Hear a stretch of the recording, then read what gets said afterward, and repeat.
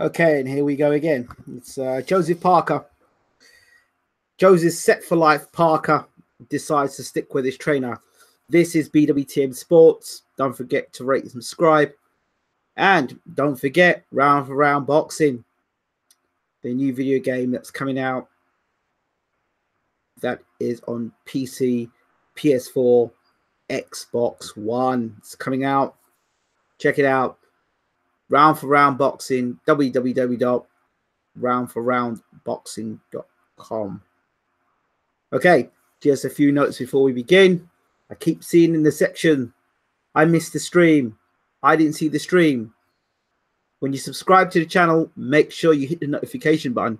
And if you don't subscribe to the channel and you still expect to see live streams, then obviously you're going to miss out the live stream. So hit the subscribe button and that would be great. Then if you hit the subscribe button, hit the little notification bell in the button in the corner. And when you hit that bell, then the benefits of that would be that when we do a live show, you get the live events. They come up on your phone and you know when there's a live event. Okay, so video we're going to talk about here is Joseph set for life Parker and his decision to stick with his trainer. Now, first and foremost, if you remember the breakdown video I did of Joseph Parker versus Dillian Whyte, I did the video and I said at the that the gloves are off. I said to you all, the fight is more or less, if Joseph Parker can't change the dialogue and the way that Dillian Whyte dominated that conversation or dominated that whole mind game thing, then Dillian Whyte will win the fight without much of a problem. And he more or less did that. People could say the headbutt, but Parker only really started throwing real big bombs in the last minute of the last round. That was too little too late. Where was he for the rest of the fight? Joseph Parker made a statement. He was set for life. When you make statements like that and you're saying it out, boxing is very much, it's physical. At that level, at the highest level, it's a mental thing. And when you start saying things like, you know, I'm set for life, that basically means that you've checked out. It basically means you've done what you want to accomplish in boxing. You've made the money you need to make in boxing. So that is not really the warrior spirit. What you're fighting for. When it gets difficult, what exactly are you fighting for? If you know, you're set for life. When you have to dig deep, you can't, because you're set for life. You don't need to. You know what I mean? You can go back to New Zealand and live like a king. The money he's probably made in the UK, it'll probably set him up for life, set his kids up for life, and probably set his kids up for life. That's it, what Joseph Parker's got. He's a good-looking fella. He's charismatic for sure. I've met him, and this is no disrespect to Joseph Parker, the man, not Joseph Parker, the boxer. I'm not confusing the two. As a professional, he's achieved. You can't knock him. He's become a world champion. He did something that David Tua couldn't do, which was become world champion. So in that sense, Joseph Parker's done everything that's asked of him.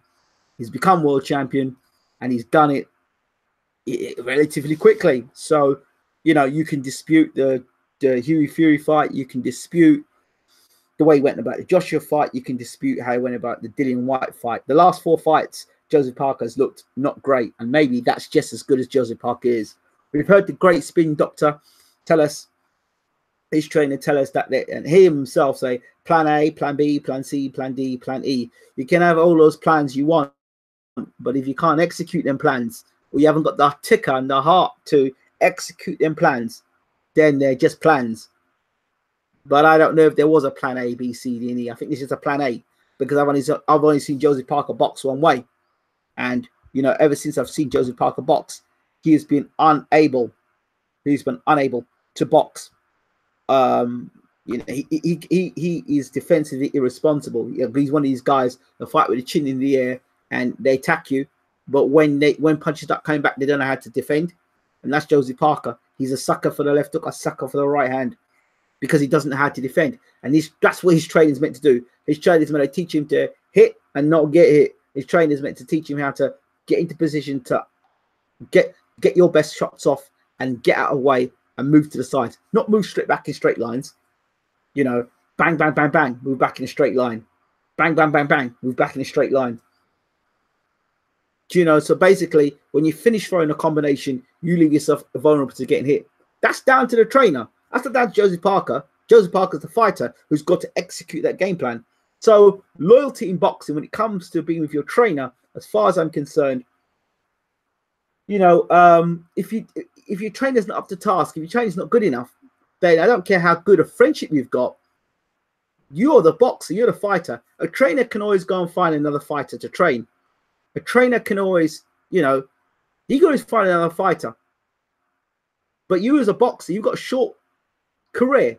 You could potentially go down to be the greatest boxer in New Zealand. You could. He has the potential to do it. He's got a great chin. Okay, he's never been dropped. Well, he's been dropped now. But he's been dropped because of foolishness. People say, oh, he got dropped because of the headbutt. No, he got dropped because he got hit on the chin with a good left hook. That's why he got dropped. And he got dropped. That left hook was coming. That left hook was coming from Dillian Whyte way before. As soon as the fight was announced, that left hook was coming. Why? Because defensively, he was vulnerable then. Josie Parker, go back and look at the Takam fight. Video evidence don't lie. When you're breaking down, like, I come from another sport, right? In coaching, right? And in that sport, we look at video analysis. We look at what a person does. I look at a player, and I break a player down, and I say to myself, okay, what do you repeatedly do over and over again for cricket, for as a batsman? So I would say, okay, how many times do you move your feet in a certain way? How many times do you move your, when the ball, before the ball's delivered, how do you move your feet? How do you move your head? Do you know, are you watching the ball all the time? I'm looking for idiosyncrasies. I'm looking for situations. I'm looking for patterns, bad habits that may have come into technique. And then I try and get that player. Once they've done it, I try to reverse that and get them back to the basics, and then put something in instead, which is better. So that's, you know, you put something, a correct behavior to model it to how you'd want it to be better for the player and for their technique. And for boxing, Josie Parker needs to learn how to keep his hands up and defend. That will make him a better fighter, which means you wouldn't get, the best chin is the one that doesn't get hit. So when David Higgins says that Parker's never been dropped, he has been dropped now. So he's been dropped because he continually fought with his chin in the air, and he got away with it against Joshua because Joshua was a different sort of fighter to Dillian Whyte, and Dillian Whyte put it all on the line. Joshua fought for his safety first, and the script was different. You know, they wouldn't have minded if Parker had come over and beat up Dillian Whyte. It would have been a problem resolved. But now the promoter's got to work with Dillian Whyte further. So, you know what I mean?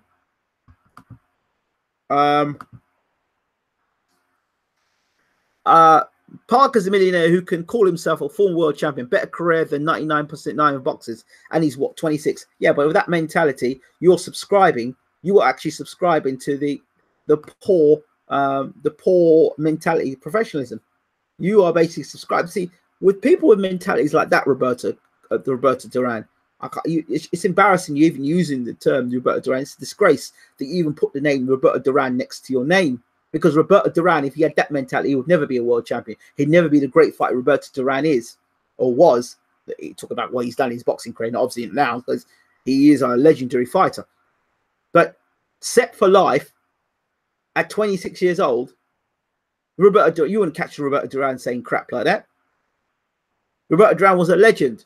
So, you know, if you're going to take the name of a legend, please behave yourself and talk in a legendary fashion, or just come off my channel. Don't come off with Roberto Duran and talk crap like that. He's 26 years old, right, as a fighter. And as far as I'm concerned, the 4 performances he put on have not been good enough. And with behavior like that and comments like that, we are now losing great fighters, potentially great fighters. If we have this mentality of mediocrity, then what happens is our sport becomes a mediocre sport because we're not grooming and creating great champions. We're allowing mediocrity to get into the sport, and so therefore we don't produce great champions. We don't have legends. Do you know what I mean? We have guys that are just, yeah, he's 26, he can come back. Well, he's 26, but if he's doing the same things at 26, he's going to be a fighter who's going to end up getting beaten up all the time. It's like Dave Allen. Oh, he's young, but he keeps getting put into fights that he's not ready for.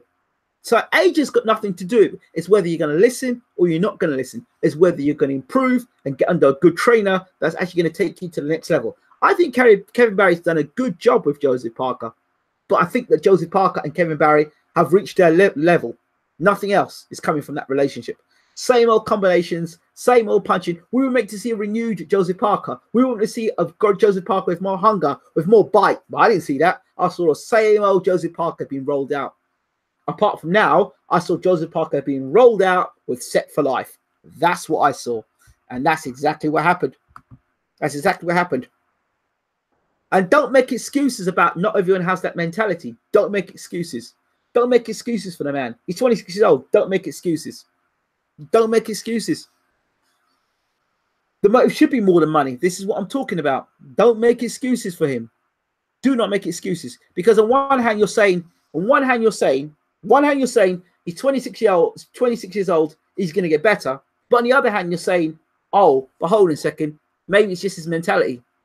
Maybe he's not good enough. Maybe he's just not good enough. No matter if he's 26, 36, 46, or 16, he'll never be good enough. But Joseph Parker has shown he can be at that level. He's got a good chin. He seems to carry a decent punch. And he seems to be able to move around the ring quite decently. He just needs a good trainer to tell him how to get in and construct punch, where to put punches and when to throw punches and when to commit and when not to commit. James Elliott Bashir will teach him that.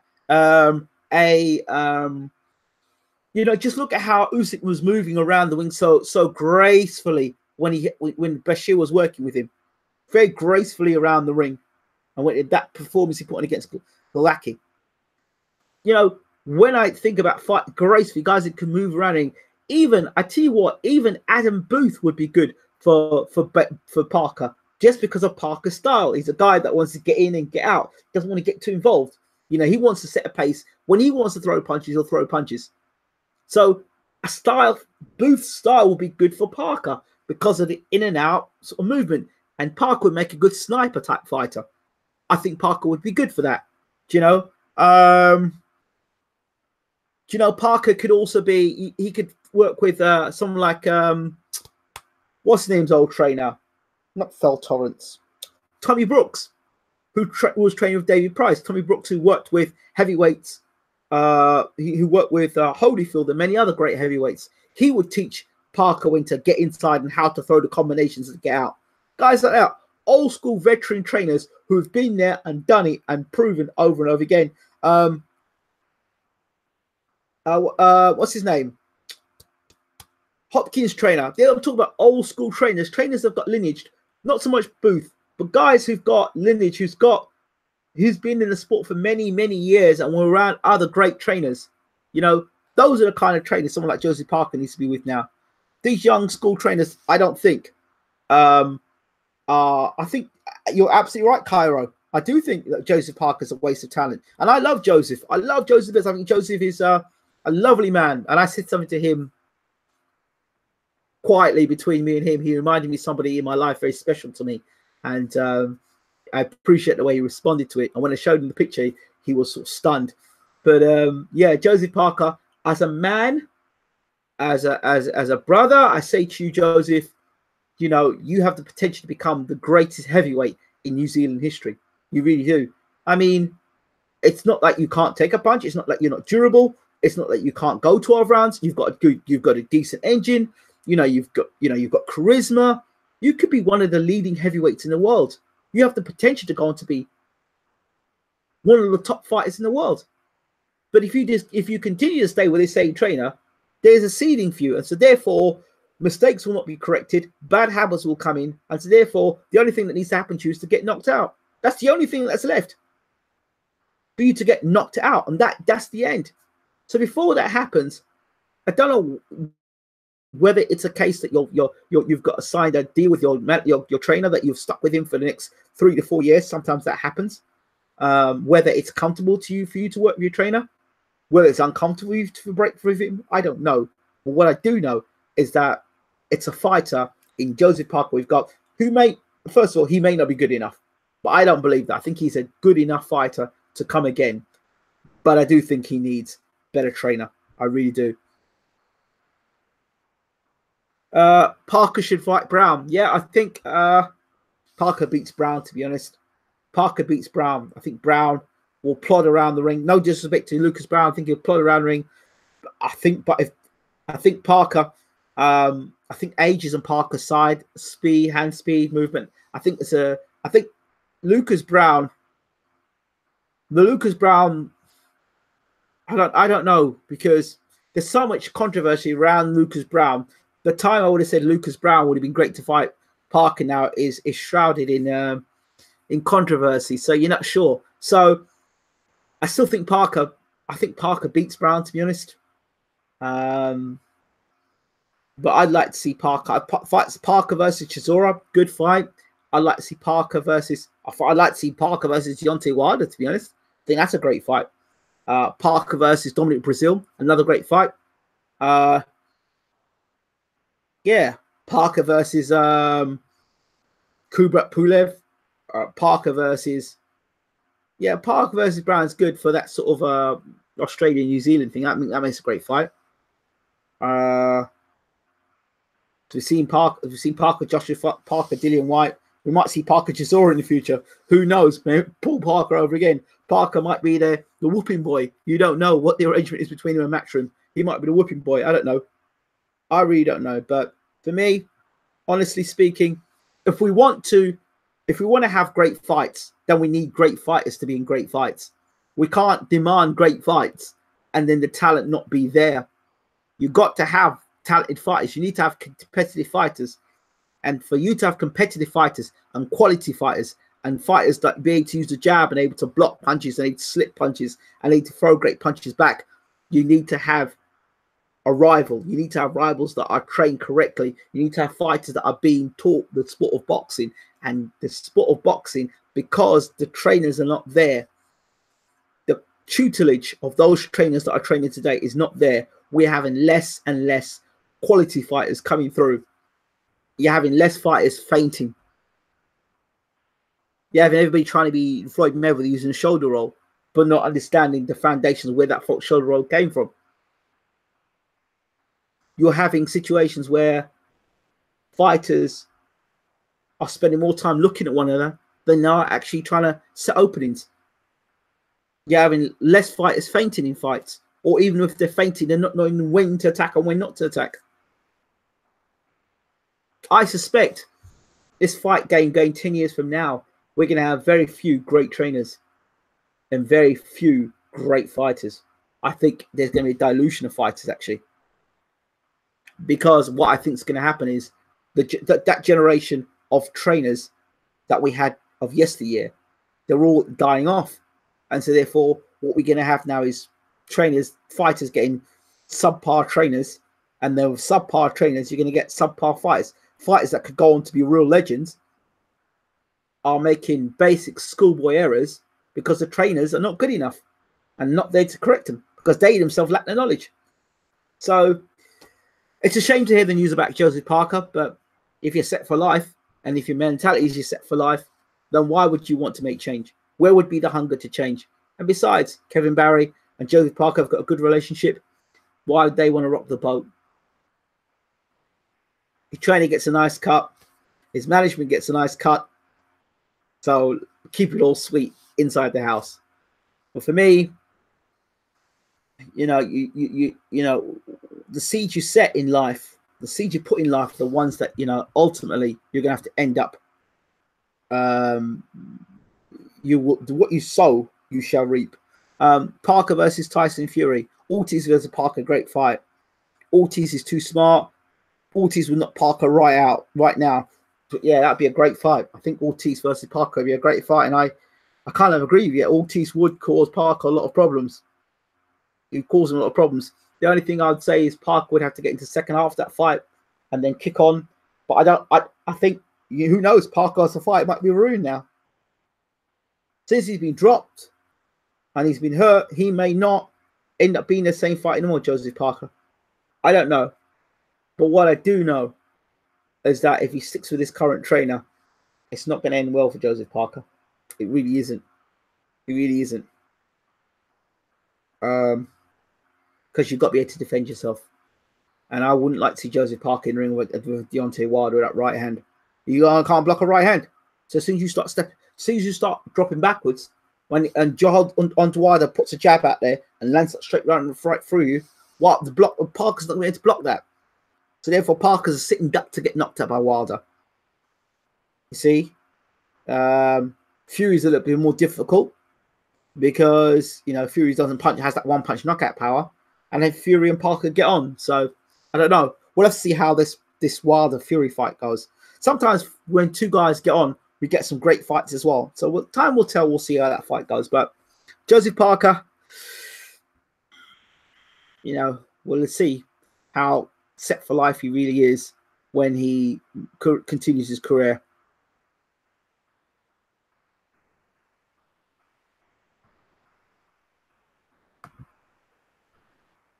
Don't forget to rate, subscribe, leave your comments, and at the end of the videos, check out the other videos that are at the end of this and the round for round playlist. I'm out. Take care.